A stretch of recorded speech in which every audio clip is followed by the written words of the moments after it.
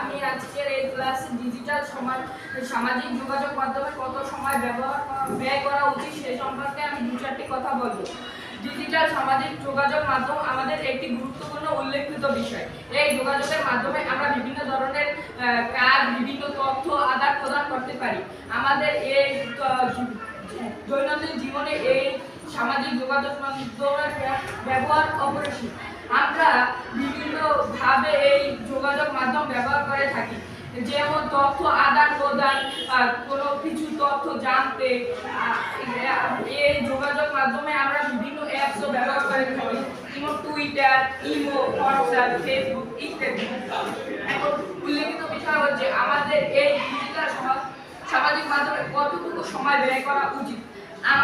আমার মতে আমি মনে করি যে যদি তোমাদের যেটুকু সম্ভব আর কি, যদি প্রয়োজনের